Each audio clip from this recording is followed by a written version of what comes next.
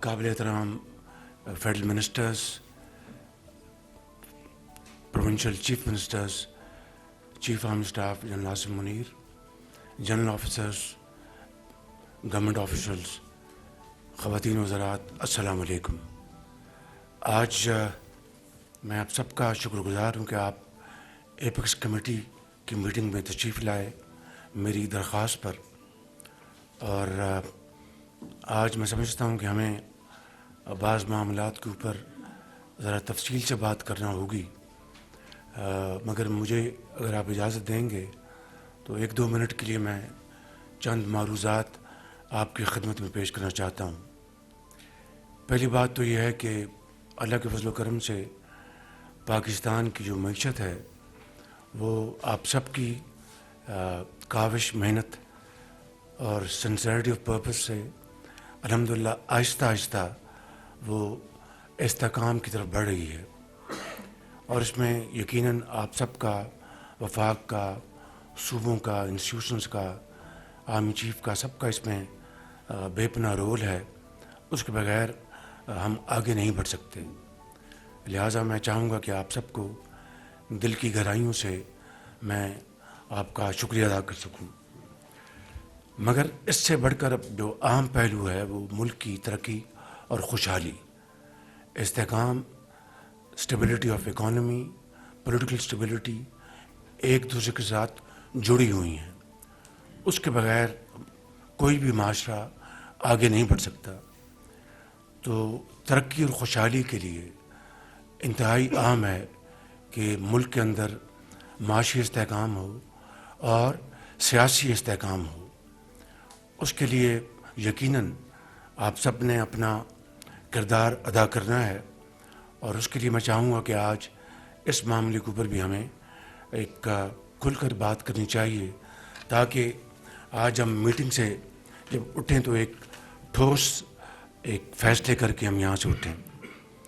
جہاں تک معاشی استحکام کا تعلق ہے تو اس میں سب سے پہلی بات یہ ہے کہ میں صوبوں کا شکریہ ادا کرنا چاہوں گا جنہوں نے IMF کے پروگرام کو منظور کروانے میں وفاق کی پوری مدد کی۔ میں وزیر اعلیٰ پنجاب کا، وزیر اعلیٰ سندھ کا، وزیر اعلیٰ KP اور بلوچستان کا شکر گزار ہوں کہ انہوں نے IMF پروگرام میں جہاں تک ممکن ہوا انہوں نے اس میں پوری طرح سپورٹ کیا، اور اسی کے نتیجے میں آج الحمدللہ پاکستان کا اسٹاک ایکسچینج آج تاریخ کے سب سے اونچی سطح پہ ہے۔ پاکستان کے اندر جو مہنگائی ہے وہ آج سنگل ڈیجٹ پہ ہے، اور اسٹیٹ بینک کا جو پالیسی ریٹ ہے وہ 22% سے کم ہو کے 15% پہ آ گیا، اور اسی طریقے سے ہماری جو IT کی جو ایکسپورٹس ہیں اس میں ریکارڈ اضافہ ہوا۔ ہماری جو بیرونی جو ترسیلات ہیں، ریمیٹنسز، اس میں بہت سگنیفیکنٹ اضافہ ہے۔ تو یہ تمام اشاریے اس بات کی طرف اشارہ کر رہے ہیں کہ استحکام آہستہ آہستہ آ رہا ہے، لیکن اس کا مطلب یہ نہیں کہ ملک کی ترقی اور خوشحالی کے راستے کھل گئے ہیں۔ وہ تبھی ممکن ہوگا کہ ملک کے اندر سرمایہ کاری ہو، پاکستانی جو سرمایہ کار ہیں وہ سرمایہ کاری کریں، بیرونی سرمایہ کاری ہو، اور اس کی جو ڈائریکشن وہ یہی ہے کہ پہلے اندرونی سرمایہ کاری کے لیے سرمایہ کار وہ کرتے ہیں، اس کے بعد حوصلہ پا کر پھر بیرونی سرمایہ کار آتے ہیں۔ اس کے علاوہ اور کوئی طریقہ کار نہیں اس حالیہ IMF پروگرام میں، اور میری دعا ہے آپ سب کے ساتھ کہ یہ انشاءاللہ پاکستان کی تاریخ کا آخری یہ پروگرام ہوگا، لیکن یہ کہنے سے نہیں، یہ محنت، دیانت اور خون پسینہ بہانے کا سفر کا نام ہے۔ اس کے بغیر یہ ممکن نہیں۔ اس کے لیے یقیناً وفاق کو اور چاروں صوبوں کو ساتھ مل کر چلنا ہوگا۔ آج جو ریفارمز ہو رہی ہیں، میں مثال دے رہا ہوں آپ کو، FBR میں جو ریفارمز ہو رہی ہیں، ابھی میں نے کل ایک میٹنگ کی ہے، جو IMF کی ابھی ٹیم آئی ہے، اس کے بارے میں موقع آئے گا تو آنریبل منسٹر فائنانس آپ کو بریف کریں گے. ابھی کل میں نے جو میٹنگ کی ہے، ایک خاتون کو 80 سالہ خاتون ہے، ان کا ایک اکاؤنٹ تھا، اس کو کلوژن کے ذریعے اس اکاؤنٹ کو اپنا لیا گیا اور اس کے ذریعے ایک فیک جو جس کو فلائنگ انوائسز کہتے ہیں یا فیک انوائسز کہتے ہیں، یہ کروڑوں نہیں اربوں روپے کا وہ ایک اسکیم وہ خدا نخواستہ ہو جاتا. مارچ اس سال مارچ میں 26 مارچ کو اللہ بھلا کرے اس افسر کا، اس نے FBI کو خط لکھا کہ جی یہ 80 سالہ خاتون کا اکاؤنٹ ہے، یہ تو فیک ہے بالکل. تو وہاں پر معاملہ FBI نے اس کو پکڑا.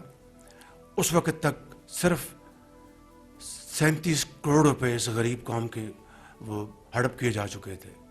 اور اگر وہ جو کلوژن کے ساتھ وہ اسکیم اگر چلتا تو آج اربوں کھربوں روپے اس ملک کے فیک انوائسز کے ذریعے کھائے جاتے. میں ایک مثال میں نے آپ کو دی ہے اسی IMF کے تناظر میں کہ ہم کب تک، اب دیکھیں IMF کے پروگرام کے لیے ہمیں سعودی عربیہ، ہمیں UAE اور چائنا کی ان کی ہمیں مدد لینی پڑی اور تب جا کر یہ پروگرام یہ 25 سپٹمبر کو واشنگٹن میں اپروو ہوا. ٹیکس بیس بڑھانا ہے، بالکل بڑھنا چاہیے، اس کے لیے کوشش ہو رہی ہے، لیکن یہ راتوں رات تو نہیں ہوگا. وہ ٹیکس بیس بڑھانا ہے، کس طرح بڑھانا ہے وہ علیحدہ اس کو ہم تفصیل سے بات کر سکتے ہیں. لیکن جو آپ کی لیکیج ہے، جو ایویژن ہے اور میسو ایویژن کھربوں روپے کی، اس کو اگر آپ روکیں گے اور اپنے خزانے میں لے کے آئیں گے تبھی جا کر آپ قرضوں سے جان چھڑوائیں گے اور IMF سے جان چھڑوائیں گے.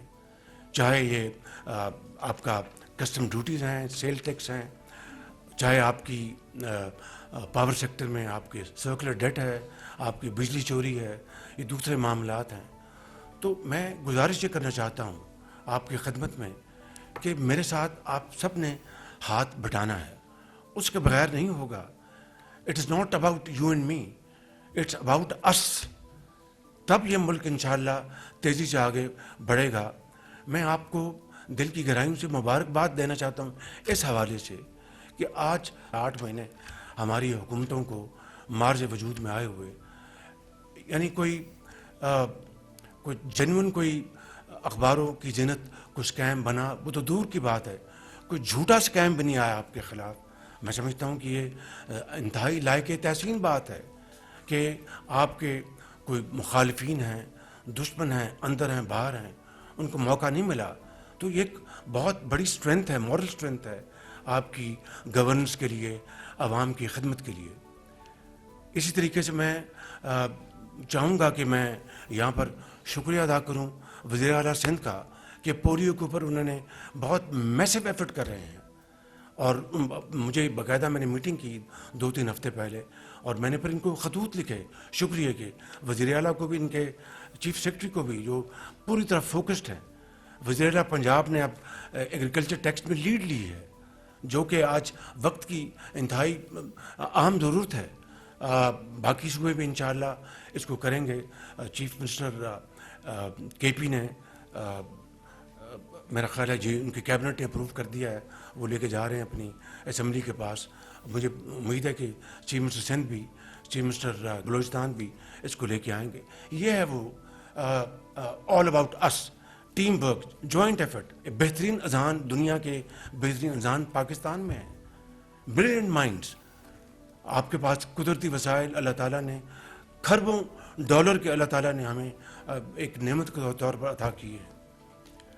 میں یہاں پر کوئی ایسی بات نہیں کرنا چاہتا، لیکن صرف حافظے کے لیے یہ کہنا چاہتا ہوں، چاہے آپ ریکو ڈک کو لے لیں، چاہے آپ پنجاب کے چنوٹ کے اپنا خزانے کو لے لیں، ایک رتی 1 کلو بھی اپنا نکالنے سے پہلے لیگل سوٹس ہو گئے اور اربوں روپے ہم نے فیسوں میں ضائع کر دیے اور تاوان دے دیے. تو اس طرح ملک چلتے ہیں. تو میں سمجھتا ہوں کہ میں آج ابتداً آپ سے سب سے یہ بات کرنا چاہتا تھا کہ ہمیں اس حوالے سے ہمیں یکجاں ہونا پڑے گا، ہمیں اور مل کر کام کرنا پڑے گا. اٹس اے ڈیفیکلٹ ٹاسک، مگر دنیا کی کوئی قوم اس کے بغیر سرخرو نہیں ہوئی. آپ جاپان کو لے لیں، آپ جرمنی کو لے لیں، جنگ دوئم میں دے ور ریز ٹو گراؤنڈ. ان کے کروڑوں لوگ ان کے لقمہ اجل بن گئے اور شہروں کے شہر مسمار ہو گئے. پھر آپ دیکھیں کہ 50-60 سال کے عرصے میں وہی جاپان، وہی جرمنی آج آسمانوں سے باتیں کر رہا ہے. کوئی جادو منتر نہیں ہے، صرف محنت اور محنت، امانت اور دیانت کا سفر ہے، سیکریفائس کا سفر ہے، بلڈ اینڈ سویٹ. اس کے علاوہ اور کوئی چیز نہیں ہے. تو پاکستان کو تو اللہ تعالیٰ نے ان تمام نعمتوں سے نوازا ہوا ہے. اگر کمی ہے تو اٹس ویل ٹو ڈو. تو میں آج آپ کی سماع خراشی کی ہے تو میں صرف یہ عرض کرنا چاہتا تھا کہ ہمیں آج یہاں بیٹھے ہیں پورے ملک کی نمائندہ جو یہاں پر پرسنالٹیز بیٹھی ہیں، فیڈرل منسٹرز ہیں، چیف منسٹرز ہیں، اپنا KPK کے، سندھ کے، بلوچستان کے، پنجاب کے، آزاد کشمیر کے، گلگت بلتستان کے چیف آرمی اسٹاف بیٹھے ہیں، ان کی آفیسرز بیٹھے ہیں. تو یہ مل کے ہم کر سکتے ہیں، اور اگر مل کے کریں گے تو دنیا کی کوئی میلی آنکھ ہماری طرف نہیں دیکھ سکتی. اگر دیکھے گی تو پاؤں سے روندی جائے گی. اگر علیحدہ علیحدہ ہوں گے تو پھر ہر ایک اس سے فائدہ اٹھائے گا. ٹاسک فورس ہے، میں مثال دے رہا ہوں اس کی پاور کی. اس میں خاموشی کے ساتھ پاور پروجیکٹ جو IPPs ہیں، اور میں کسی کی یہاں پر کوئی بدخوئی نہیں کرنا چاہتا. That is not the aim. The aim is to highlight what has been achieved under these very challenging circumstances. کہ 5 IPPs کے ساتھ باقاعدہ نیگوشیٹ کر کے کر لیا. اور to be very honest میں اکیلا نہیں کر سکتا تھا. It is joint effort. اور بڑی دن رات محنت کی اور بڑی خاموشی کے ساتھ. پھر ایک اور گروپ کے ساتھ نیگوشیشن کی ہیں، وہ بھی آلموسٹ پائے تنگل تک پہنچ گئی ہیں. تو یہ اسٹیپ بائی اسٹیپ ہم رائٹ ڈائریکشن کی طرف جا رہے ہیں. میں صرف بتانا چاہتا ہوں کہ میں نے جب کہا تھا کہ کسی کو بدخوئی نہیں، تو یہ جو IPPs ہیں خاص طور پر پرائیویٹ سیکٹر میں پاکستان میں ہم سب جانتے ہیں. میں ایک محتاط انداز میں بات کر رہا ہوں کہ جب اس طرح کے پروجیکٹ لگتے ہیں تو ظاہر ہے کہ جو انویسٹر ہوتا ہے وہ 10 گنا پروفٹس کمائے جا چکے ہیں. تو اگر ہم نے واقعی قوم کی ہمدردی کرنی ہے اور قربانی دینی ہے تو وہ تو اشرافیہ نے دینی ہے. وہ تو ان لوگوں نے دینی ہے جو کہ صاحب ثروت ہیں اور جن کو اللہ تعالیٰ نے بے پناہ نعمتوں سے نوازا ہے، نہ کہ غریب آدمی، مسکین، یتیم. تو میں سمجھتا ہوں کہ جب پہاڑ سے گلیشیئر آتا ہے تو ٹاپ پر جو کچھ ہو وہ نیچے آتا ہے. ٹاپ صاف ہوگا، نیچے صاف پانی. ٹاپ گدلا ہے تو نیچے گدلا پانی. تو اشرافیہ نے آج سیکریفائس کرنا ہے، اشرافیہ نے آج یہ قربانی دینی ہے، اظہار کا جذبہ دکھانا ہے. کیونکہ غریب آدمی تو 77 سال سے قربانی دیتا چلا ہے. تو یہ وہ ماڈل ہے جس کی طرف ہم آگے بڑھ رہے ہیں. اسی طریقے سے کئی جہتوں کے اوپر کام ہو رہا ہے، لیکن میں سمجھتا ہوں کہ اس کے لیے ہم سب کو مل کر چلنا ہوگا. یہ تمام جو ایک ٹرکل اسٹیپ بائی اسٹیپ جو ہو رہی ہے آپ کی امپرومنٹ، یہ جڑی ہوئی ہے آپ کی امن کے ساتھ اور دہشت گردی کے خاتمے کے ساتھ.